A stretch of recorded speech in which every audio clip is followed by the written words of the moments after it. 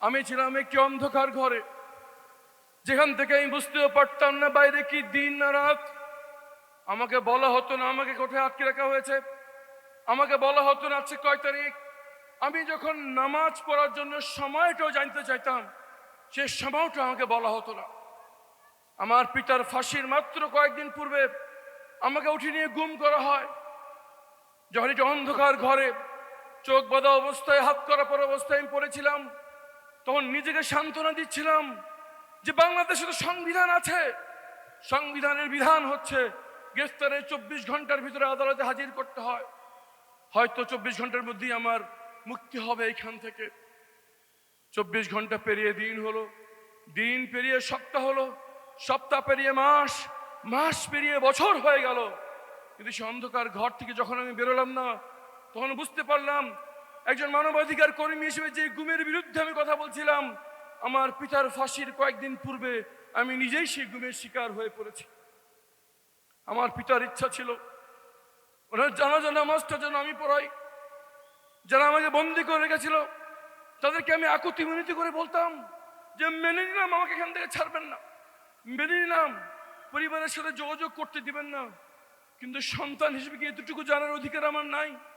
যেই পিতাকে আমি ফাঁসির সামনে রেখে এসেছি, ওনার কি হলো? ওনার জানাজা নামাজটা কে পড়ালো? ওনার দাফনটা কোথায় হলো? আর ফাঁসির আগে পরিবারের সাথে শেষ সাক্ষাতে আমার শ্রদ্ধেয় পিতা আমার জন্য কি ওসিয়ত করে গেলেন, সন্তান হিসেবে এতটুকু জানার অধিকার আমার নাই? উত্তর রাষ্ট্র উপরের নির্দেশ, কিছুই বলা যাবে না। আমি ধরেই নিয়েছিলাম সে অন্ধকার ঘরেই আমার মৃত্যু হচ্ছে। যখনই রাত হতো তখন চিন্তা করতাম হয়তো আজকে রাতে ওরা আমাকে হত্যা করতে পারে, হয়তো আমাকে তওবা করার সময়টুকু তারা দেবে না। এই জন্য যখনই রাত হতো তখনই তওবা করে তৈরি থাকতাম এবং আল্লাহকে বলতাম আমি তওবা অবস্থায় আছি, যদি আমাকে আজকে রাতে ওরা হত্যা করে, এই তওবার বদলে আল্লাহ তুমি আমাকে ক্ষমা করে দিও।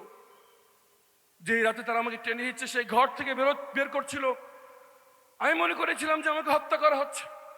আমি সূরা ইয়াসিন পড়া শুরু করলাম যাতে মৃত্যুটা সহজ হয়, কিন্তু পরে জানতে পারলাম আমাদের দামাল ছেলেরা, আমাদের বাচ্চা ছেলে মেয়েরা জীবন দিয়ে বাংলাদেশের মাটি থেকে ফ্যাসিবাদকে বিতাড়িত করে দিয়েছেন। এই জন্য আমি ফিরে আসছি আপনাদের কাছে। সম্মানিত উপস্থিতি, আমাদের বাচ্চারা, আমাদের বাবা মারা জীবনের ঝুঁকি নিয়ে 5ই আগস্ট যখন মাঠে নেমে পড়েছিল, তারা জানতো না আজকেই তাদের বিদায় হচ্ছে।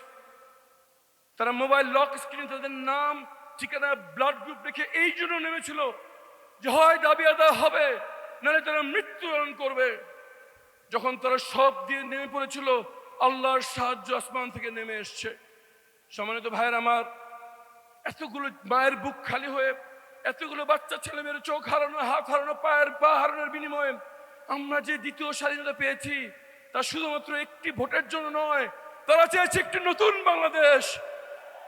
বাংলাদেশ মানুষ হাঁপিয়ে উঠেছে পুরনো রাজনীতিতে, তারা হাঁপিয়ে উঠেছে পেশি শক্তির প্রভাব, তারা হাঁপিয়ে উঠেছে কালো টাকার প্রভাবে, তারা হাঁপিয়ে উঠেছে দুর্বৃত্তদের রাজনৈতিক ক্ষমতায়নে। তারা দেখতে চায় নতুন নেতৃত্ব।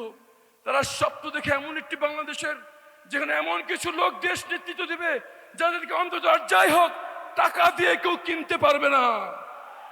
সেই নেতৃত্ব ইনশাআল্লাহ বাংলাদেশকে উপহার দেবে 10 দলের পক্ষ থেকে তাদের নেতা হিসেবে আমাদের সবার প্রাণপ্রিয় নেতা ডাক্তার শফিকুর রহমান ইনশাআল্লাহ। উনি যখন হৃদরোগে আক্রান্ত হয়ে অসুস্থ হয়ে পড়লেন, সবাই তাকে বললো যে আপনার বিদেশে চলে যান চিকিৎসার জন্য। উনি বলেছিলেন যে যেখানে আমার দেশের অধিকাংশ মানুষ দেশের বাইরে যাওয়ার চিকিৎসা তারা যেতে পারে না, সেখানে তাদের প্রতিনিধি হয়ে আমি কিভাবে দেশের বাইরে যাই। উনি জীবনের ঝুঁকি নিয়ে হলেও বাংলাদেশে চিকিৎসা করিয়েছেন। ভাইয়ের আমার, এরকমই নেতা আমরা চাই। তারা সবসময় সর্বাবস্থায় দেশের সামনে থাকবে, তারা নির্ভয় বলবে হয় মাতৃভূমি না হয় মৃত্যু ইনশাআল্লাহ। ভাইয়ের আমার, ফ্যাসিবাদের কিছু মাথা পালিয়েছে শুধু, কিন্তু প্রশাসনের রন্ধে রন্ধে এখনো ফ্যাসিবাদের অঙ্গ প্রত্যঙ্গ ঘাপটি মেরে বসে আছে। দেশ নিয়ে গভীর ষড়যন্ত্র হচ্ছে। কিন্তু বাংলাদেশের মানুষ বারবার দেখিয়েছে, যখন ছাত্র জনতা মাঠে নেমে আসে তখন পর্বত সমান শক্তিও বিলীন হয়ে যায়। যতই ষড়যন্ত্র করুক, যত অশুভ শক্তি চক্রান্ত, ইনশাআল্লাহ 12 তারিখ বাংলাদেশের মানুষ আরো একবার রাস্তায় নেমে এসে জনগণের বিজয় নিশ্চিত করবে ইনশাআল্লাহ। ভাইয়ের আমার, যে 5 আগস্ট আমরা সবাই মাঠে নেমে এসেছিলাম, যেভাবে আপনাদের সন্তানেরা মাঠে নেমে এসেছিল, যেভাবে পিতা মাতারা সকল কিছু ছেড়ে মাঠে নেমে এসেছিল, সময় এসছে আরো একবার সকল ভেদাভেদ ভুলে কাঁধে কাঁধ হাতে হাত মিলিয়ে নতুন বাংলাদেশের জন্য আরো একবার রাস্তায় নেমে পড়ার। সেই রাস্তায় নেমে আসার দিন হচ্ছে 12ই ফেব্রুয়ারি। 12ই ফেব্রুয়ারি সবাই রাস্তায় থাকবো এবং এক কথায় বলবো, হয় মাতৃভূমি না হয় মৃত্যু। জনগণের বিজয় নিশ্চিত করে, হ্যাঁ ভোটের বিজয় নিশ্চিত করে নতুন বাংলাদেশের সূচনা করেই আমরা ঘরে ফিরবো ইনশাআল্লাহ। দেখা হবে 12 তারিখ রাজপথে ইনশাআল্লাহ। আসসালামু আলাইকুম ওয়া রাহমাতুল্লাহি ওয়া বারাকাতুহু।